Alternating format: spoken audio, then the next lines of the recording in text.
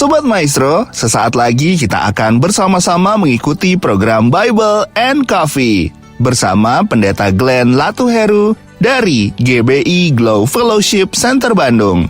Selamat mendengarkan.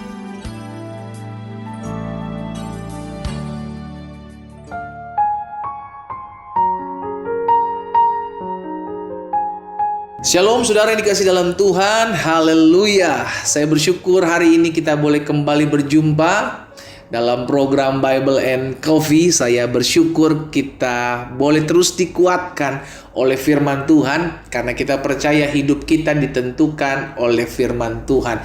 Janji-janji Tuhan itulah yang menghidupi kita. Karena itu melalui program ini, saudara dikasih dalam Tuhan, saya mengajak setiap umat Tuhan, ayo kita terus renungkan firman Tuhan, karena kita percaya kekuatan kita terbatas. Tapi ketika kita berjalan bersama dengan Tuhan, ketika kita mengandalkan Tuhan, kita merenungkan firman Tuhan, maka ada saja hikmat-hikmat Tuhan, ada saja ide-ide yang cemerlang, ada saja pertolongan Tuhan. Karena Alkitab jelas katakan langit dan bumi akan berlalu, tetapi firman Tuhan tinggal tetap. Dan jelas Alkitab katakan firman Tuhan itu yang menerangi setiap langkah kehidupan setiap kita, sehingga kita tidak berada dalam kegelapan, tidak tinggal dalam kegelapan, tapi kita tinggal dalam terang Tuhan yang ajaib. Mari saudara dikasih dalam Tuhan, kita kembali berdoa, kita datang kepada Tuhan. Bapa, kami berterima kasih buat pertolongan-Mu, kami berterima kasih buat kasih karunia-Mu, kami berterima kasih buat kebaikan yang Tuhan terus anugerahkan dalam hidup kami. Kami percaya segala perkara dapat kami tanggung dalam kehidupan kami, apapun itu, bersama Yesus yang memberikan kami kekuatan, yang memberikan kami kemenangan.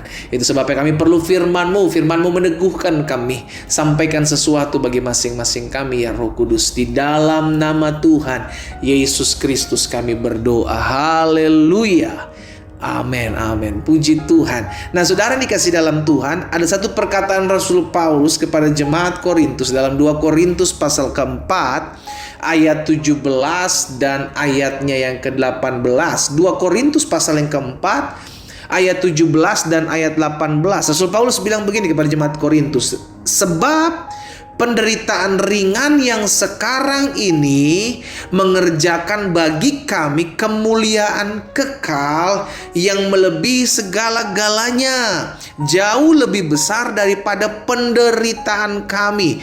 Sebelum masuk di ayat 18, saya ajak setiap kita untuk mengerti akan hal ini. Rasul Paulus seringkali mengalami penderitaan. Karena itu dia bilang bahwa kepada kita tidak hanya dikaruniakan hanya percaya kepada Yesus, tapi juga kepada kita dikaruniakan untuk menderita bagi nama Tuhan. Mungkin sebagian kita berkata, pendeta enak aja saya ikut Yesus, saya gak mau menderita. Loh, Yesus bilang barang siapa mau mengikut aku, ia harus sangkal diri, ia harus pikul salib, ia harus mengikut aku setiap hari. Berarti kalau kita mengikuti Yesus, kita harus sangkal diri, kita harus pikul salib. Saya percaya setiap kita punya salibnya masing-masing. Setiap kita punya penderitaan masing-masing yang memang Tuhan izinkan untuk membentuk karakter kita. Tapi penderitaan ini kita dijamin, saudara dikasih dalam Tuhan. Ada jaminan dalam kita menghadapi penderitaan ini. Apa jaminannya? Alkitab jelas katakan pencobaan, masalah-masalah, pergumulan, penderitaan yang Tuhan izinkan terjadi tidak akan melebihi, apa dibilang? Kekuatanku. Tidak akan pernah melebihi kekuatan saudara dan saya. Kenapa? Karena Tuhan setia. Tuhan memberikan jalan keluar dalam kehidupan kita. Tapi biar bagaimanapun kita harus mengalami ini. Untuk apa? Rasul Paulus mengajak kita untuk mengerti. Rasul Paulus mengingatkan kita untuk memahami hal ini. Untuk apa kita menderita? Untuk kita menyadari bahwa ada kemuliaan. Haleluya, di balik penderitaan. Ada kemuliaan Tuhan di balik penderitaan. Maksudnya apa? Begini, saya ajak setiap kita untuk memahami lebih sederhana. Kita difitnah, kita ditipu, kita mengalami penderitaan, kita mengalami kesusahan. Tapi ketika kita mengalami pergumulan ini, kita difitnah, kita ditipu, tapi Tuhan tolong kita, Tuhan bebaskan kita dari fitnahan, Tuhan menyatakan keadilannya. Disitulah kita melihat apa yang disebut dengan kemuliaan Tuhan. Ini yang dialami oleh Sadrak, Mesak, Abednego tatkala mengalami penderitaan, harus masuk ke dalam dapur api. Tapi jadi pertanyaan, apakah mereka terbakar? No, mereka mengalami kemuliaan Tuhan. Di dalam dapur api mereka tidak terbakar. Demikian pula Daniel dalam goa singa. Daniel mengalami penderitaan, difitnah. Tapi Daniel disertai Tuhan. Dan Alkitab mencatat Daniel tidak diapa-apakan oleh singa. Daniel mengalami kemuliaan Tuhan. Inilah yang saya bilang, penderitaan yang kita alami hari-hari ini adalah cara-cara Tuhan untuk kita melihat pertolongan Tuhan, untuk kita melihat pembelaan Tuhan, untuk kita lihat kemuliaan Tuhan. Untuk ukuran bangsa Israel pada saat keluar dari tanah Mesir, mereka bilang ini penderitaan karena mereka nggak bisa lagi makan yang enak ketika mereka sedang ada di Mesir. Berbeda, di padang gurun mereka cuma makan roti mana, ya sekali-sekali makan daging yang dikirim Tuhan melalui burung puyuh, iya kan? Tapi ini merupakan penderitaan bagi bangsa Israel. Tapi tahukah saudara, kalau bangsa Israel mau menyadari bahwa di balik penderitaan itu Tuhan sedang membentuk mereka, sedang mengarahkan mereka untuk satu perjalanan melihat tanah yang berlimpah susu dan madunya. Asalkan mereka mau mengerti akan hal ini, mereka akan mengalami kemuliaan Tuhan. Tetapi mereka tidak mau menyadari hal ini. Akhirnya mereka tidak mengalami kemuliaan Tuhan, mereka binasa di dalam padang gurun. Tidak sampai melihat kemuliaan Tuhan. Kenapa? Karena mereka mengeluh pada saat mengalami penderitaan. Pada saat mengalami kesusahan, mereka komplain, mereka bersungut-sungut. Kalau hari-hari ini sedang kau mengalami penderitaan, saya ingatkan kepada setiap kita, penderitaan kita hari ini akan menyatakan kemuliaan Allah. Kelak ketika Tuhan melihat pertolongan Tuhan dinyatakan dalam kehidupan kita, maka kita akan melihat kemuliaan Allah dinyatakan dalam kehidupan kita. Haleluya. Maka Rasul Paulus bilang, sebab kami tidak memperhatikan yang kelihatan, melainkan yang tidak kelihatan. Karena yang kelihatan adalah sementara, yang tidak kelihatan adalah kekal. Kemuliaan Tuhan belum kita lihat sekarang. Yang sekarang kita hadapi adalah pergumulan bagaimana kita menghadapi setiap penderitaan yang Tuhan izinkan untuk memurnikan hidup kita. Penderitaan yang Tuhan izinkan untuk mendewasakan iman kita. Penderitaan yang Tuhan izinkan untuk kita melihat nantinya bagaimana kemuliaan Allah dinyatakan atas hidup kita. Tapi belum kita lihat, it's okay. Maka sebab itu Rasul Paulus katakan, kami tidak memperhatikan yang kelihatan. Saat ini yang kami lihat di hadapan kami, yang kelihatan di hadapan kami adalah penderitaan. Kami difitnah, kami dihaniaya, kami dituduh hal-hal yang tidak kami lakukan. Kami mengalami kesusahan badan, is okay. Tapi kami tahu di balik semuanya itu ada sesuatu yang tidak kami lihat, yakni kemuliaan Allah yang akan dinyatakan dalam kehidupan kami. Hal yang sama disampaikan oleh Petrus dalam 1 Petrus pasal yang kedua ayat 20. Tetapi jika kamu berbuat baik dan karena itu kamu harus menderita. Lihat saudara, kita berbuat baik sekalipun kita menderita, kita tidak membalas yang jahat dengan yang jahat, bukan berarti kita nggak bisa kan? Kita bisa, tapi kita nggak mau. Itu untuk ukuran dunia, itu menderita.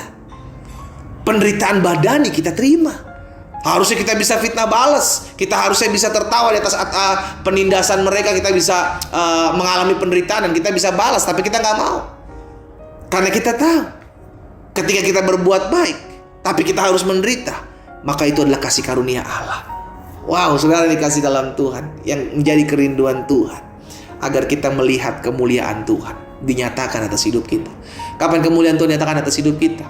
Ketika masa-masa penderitaan itu kita lalui. Itu sebabnya iblis menawarkan jalan pintas, saudara. Iblis menawarkan shortcut untuk menghilangkan penderitaanmu. Balas aja. Kalau laki lu selingkuh, balas aja selingkuh. Hilang penderitaanmu, lu jadi puas. Itu shortcut. Tapi Tuhan menyediakan bukan jalan pintas, Tuhan menyediakan jalan keluar. Kenapa jalan keluar? Karena kita harus melalui masalah itu. Kita harus melalui proses itu. Kita harus melalui penderitaan itu. Agar ketika kita lalui masanya sudah selesai, maka kita bisa melihat kemuliaan Tuhan yang Tuhan nyatakan atas kehidupan kita.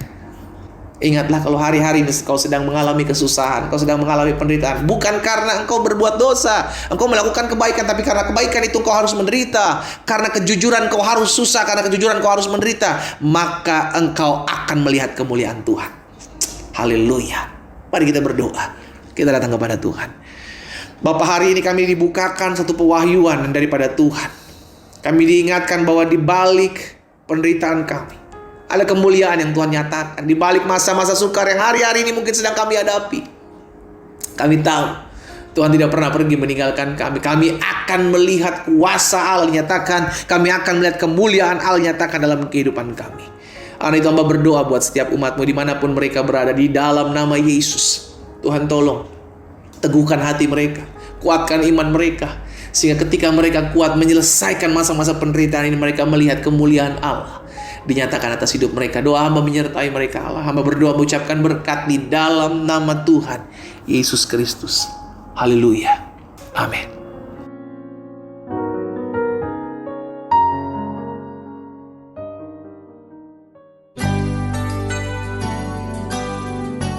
Sobat Maestro, Anda baru saja mendengarkan program Bible and Coffee bersama Pendeta Glenn Latuheru dari GBI Glow Fellowship Center Bandung.